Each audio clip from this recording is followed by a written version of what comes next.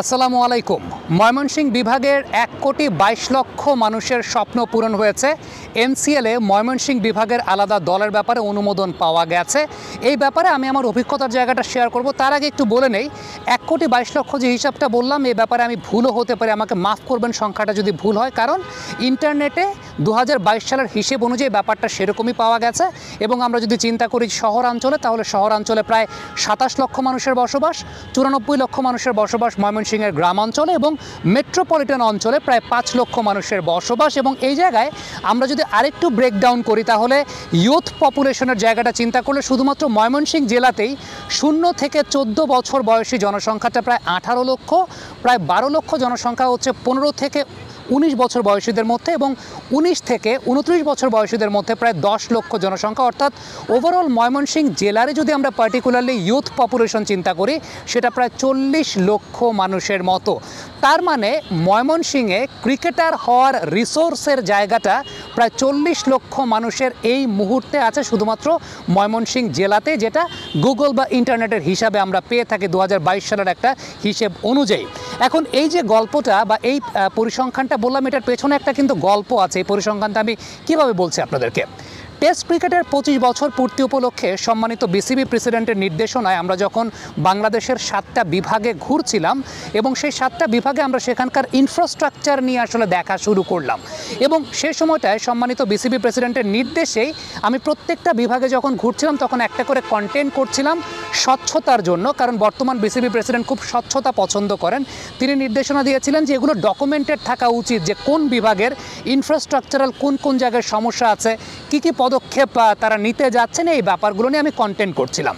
তো সেই প্রত্যেকটা কন্টেন্টের নিচে কমেন্ট বক্সে সবচাইতে বেশি মেসেজ আসতো ময়মনসিংহ বিভাগ নিয়ে। ময়মনসিংহ বিভাগে টেস্ট ক্রিকেটের 25 বছর পূর্তি উপলক্ষে বিভাগীয় কোনো প্রোগ্রাম হয় নাই, ময়মনসিংহ বিভাগের কোনো বিভাগীয় ক্রিকেট দল নাই, এই ব্যাপারটা নিয়ে সবচাইতে বেশি কমপ্লেইন আসতে থাকলো। 21 তারিখ, গত মাসের 21 তারিখ অর্থাৎ 21শে জুন, মুনিম শাহরিয়ার ময়মনসিংহ বিভাগের ক্রিকেটার আমাকে ফোন করলেন। ফোন করে বললেন যে ভাইয়া, আপনারা তো সব বিভাগেই যাচ্ছেন, ময়মনসিংহে অনেক ক্রাইসিসের জায়গা আছে, ময়মনসিংহে ক্রিকেটার উঠে আসার আসলে উপায় নাই, কারণ এখানে কোনো বিভাগীয় দলই নাই। তো বিভাগীয় দল যদি না থাকে, তাইলে পরে এখান থেকে আসলে বিভাগীয় ক্রিকেটারের পাইপলাইনটা কীভাবে তৈরি হবে, এটা একটা অনেক বড় কনসার্নের বিষয়। এখন সেই সময় ময়মনসিংহে বিভাগীয় প্রোগ্রাম করা যায় না এই কারণে, কারণ ময়মনসিংহ বিভাগ ঘোষণা হলেও বাংলাদেশ সরকার কর্তৃক ক্রিকেট বোর্ডের অর্গানোগ্রামে অ্যাজ আ ডিভিশন ময়মনসিংহ কিন্তু আসলে ওইভাবে ইনক্লুড হয় নাই। যে কারণে যখন পরিকল্পনাটা করা হয়েছিল, আমরা পরিকল্পনাটা করেছিলাম, আমি তখন ওই দায়িত্বটা পালন করছিলাম, তখন আমরা এই 8টা বিভাগে আসলে দায়িত্বটা পালন করেছি বা 8টা বিভাগের হিসেবটা করেছিলাম।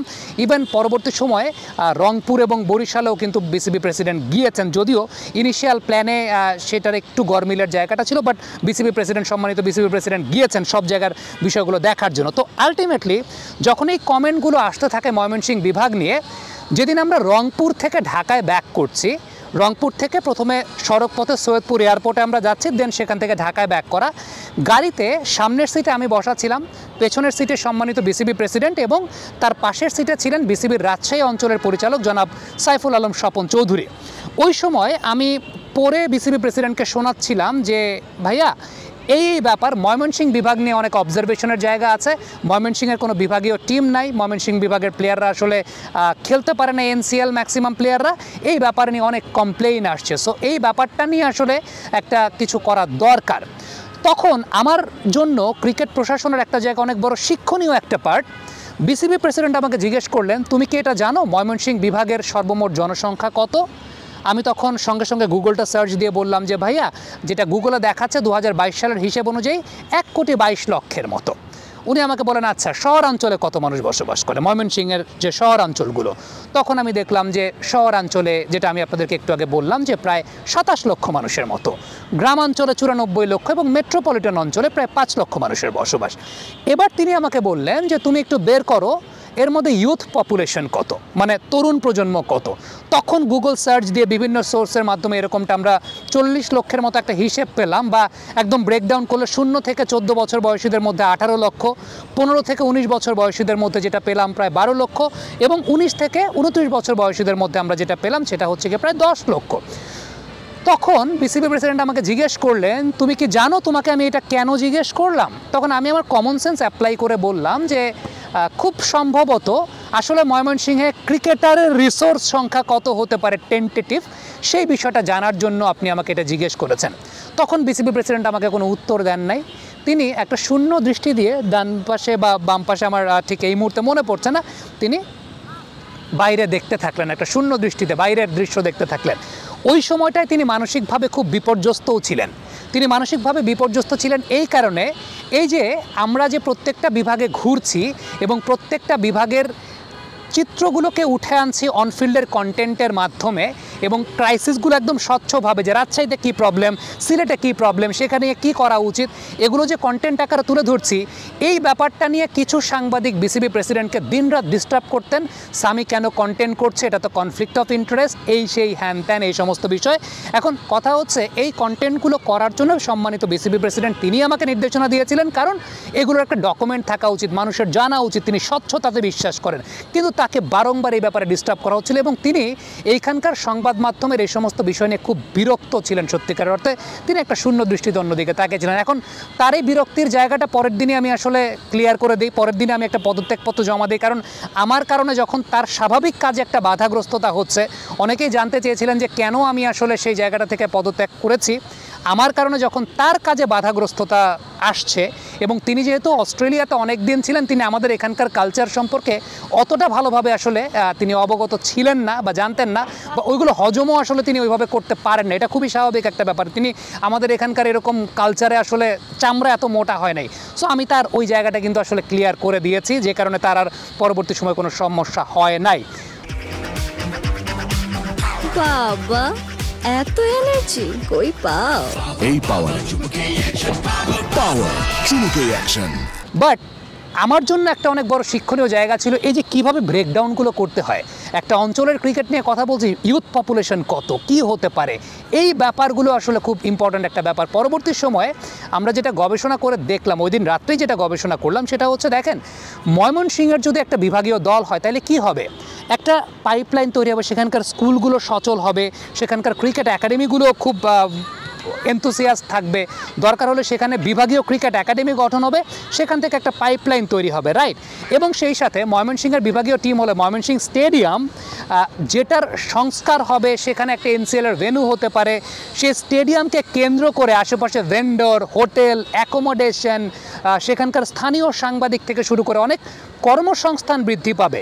ক্রিকেটার তৈরির রিসোর্স তো আছেই, তার সঙ্গে সঙ্গে আপনি চিন্তা করে দেখেন যে একটা অঞ্চলের ইকোনমিক্যাল ভ্যালু আসলে কত অংশে বৃদ্ধি পাবে। ঠিক এই কথাগুলোই আমরা যখন বিভিন্ন বিভাগের বিভাগীয় কমিশনারদের সঙ্গে মিটিং করেছি, তাদেরকেও বোঝানোর চেষ্টা করেছিলাম যে এইভাবে কিন্তু আপনারা আলটিমেটলি একটা বিভাগের ইকোনমিক্যাল ক্রাইসিসও দূর করতে পারেন, ইকোনমিক্যাল ভ্যালুটাও বৃদ্ধি পাবে। সো যাই হোক, পরবর্তী সময়ে কি হয়েছে, 30 তারিখের ওই সময়টাতে যেহেতু আমি পদত্যাগ করে ফেলেছি, তারপর এটা নিয়ে প্রোগ্রেস কী হয়েছে আমি জানি না, আমি এটার প্রক্রিয়ার সঙ্গেও যুক্ত ছিলাম না। সো এটার কোনো ক্রেডিট নেওয়ার জায়গাও নেই, কিন্তু এটার ইনিশিয়াল যে বিষয়টা, গুরুত্ব অনুধাবনের একটা আলোচনা, যেহেতু অনফিল্ডে আমরা কন্টেন্ট করছিলাম অন্যান্য বিভাগ নিয়ে, আপনারা ময়মনসিংহের দর্শক যারা অনফিল্ডের নিচে কমেন্ট করেছিলেন, সেই কমেন্টগুলো আমি বিসিবি প্রেসিডেন্টকে পড়ে শুনিয়েছিলাম, এবং মুনিম শাহরিয়ার যিনি আমাকে ফোন করেছিলেন, তার এই কথোপকথনের বিষয়টা বিসিবি প্রেসিডেন্টকে আমি জানিয়েছিলাম। তিনি তারপরে এই ব্রেকডাউন হিসেবগুলো নিয়েছেন, এবং যখন দেখেছেন 40 লক্ষ ইউথ, বাচ্চা কাচ্চা আছে, একদম ইউথ পপুলেশন আছে, ওই জায়গাটা তখন তাকে অনেক বেশি মাত্রায় নাড়া দিয়েছিল। ডেফিনেটলি আমি বিশ্বাস করি পরবর্তী সময়ে এই ব্যাপার নিয়ে আমাদের সম্মানিত বিসিবি প্রেসিডেন্ট অন্যান্য বোর্ড পরিচালকদের সঙ্গে কথা বলেছেন, মিটিং করেছেন, গেল এক মাসে এটা নিয়ে অনেক ফার্দার প্রোগ্রেস হয়েছে, এবং তাদের সকলের সমন্বিত প্রক্রিয়ায়, প্রচেষ্টায় দেন ময়মনসিংহ বিভাগের একটা বিভাগীয় দল হয়েছে, যেটা অবশ্যই একটা ইতিবাচক বিষয়। দেখেন, আমি ওই জায়গা থেকে চলে এসেছি, আমার পক্ষে খুবই সহজ তাদের বদনাম করা, তাদের বিষয় নিয়ে খারাপ কথা বলা, বাট যেটা সত্য কথা, সেই সত্য কথা তো আমাকে বলতেই হবে। দেখেন, যখন আমরা 25 বছর পূর্তি উপলক্ষে বিভাগগুলোতে ঘুরছিলাম, একটা পক্ষ বলার চেষ্টা করছিল যে এটা West of money, West of time, আমরা লোক দেখানো কাজ করছি। সিম্পল একটা এক্সাম্পল দিই, গতকালকে বিসিবির বোর্ড মিটিং হয়েছে, সেই বোর্ড মিটিংয়ে রাজশাহী বিভাগীয় স্টেডিয়ামে 16টা টার্ফ উইকেট তৈরি করার প্রস্তাবনা হয়েছে, বরিশাল বিভাগীয় স্টেডিয়ামে 8টা টার্ফ প্র্যাকটিস উইকেট এবং 2টা সেন্টার উইকেট তৈরি করার প্রস্তাবনা হয়েছে। এই সব কিছুই কিন্তু ওই সময়কার টেস্ট ক্রিকেটের 25 বছর পূর্তি উপলক্ষে যখন আমরা বিভিন্ন বিভাগে গিয়েছিলাম, সেই জায়গাটাতে আমি ম্যাক্সিমাম জায়গায় বিসিবি প্রেসিডেন্টের সঙ্গে ভিজিট করেছি। চট্টগ্রামে আমি ছিলাম, আমার সঙ্গে হাবিব রবিউল বাশার সুমন এবং মিনাজুল আবেদিন নান্নু সাহেব ছিলেন, এবং এই যে জায়গায় যে অবজারভেশনগুলো উঠে এসেছে সেখান থেকেই কিন্তু আলটিমেটলি আজকে এই প্রক্রিয়াগুলো আপনারা খুব ভালো মতো দেখছেন। এবং গ্রাউন্ড সুইংয়ের চেয়ারম্যান জনাব মাহবুব আনাম সাহেব তিনিও বেশ কয়েকটা ভেন্যুতে ছিলেন। সো একদম সরেজমিনে ক্রাইসিসগুলো দেখেন এই যে রাজশাহী বিভাগীয় স্টেডিয়ামে 16টা প্র্যাকটিস উইকেট লাগবে, 54 বছরে হয় নাই, 54 বছরে হয় না। এখন হঠাৎ যেহেতু হচ্ছে তার মানে বুঝতে হবে কিছু না কিছু তো ইন বিটুইন হয়েছে, যে কারণেই হচ্ছে। সো যারা ওই সময়টাতে বিষয়টাতে বলছিলেন যে এটা লোক দেখানো হচ্ছে, কিছুই কাজের কাজ হচ্ছে না, আপনাদের সামনে একটা বিষয়ের রেজাল্ট তো অবশ্যই আছে। এবং সত্যিকার অর্থে ডেভেলপমেন্টের কাজ তো হচ্ছে বাংলাদেশ ক্রিকেট বোর্ডে, সত্যিকার অর্থে ডেভেলপমেন্টের কাজ হচ্ছে। এবং কাগজে কলমে এখনও আমি বিসিবি প্রেসিডেন্টের উপদেষ্টা আছি, যদিও মানসিকভাবে আমি সেই জায়গাটাতে নাই, কিন্তু এটাও আমার দায়িত্বের জায়গা যে ভালো কাজগুলোকে অবশ্যই প্রকাশ করা, প্রচার করা।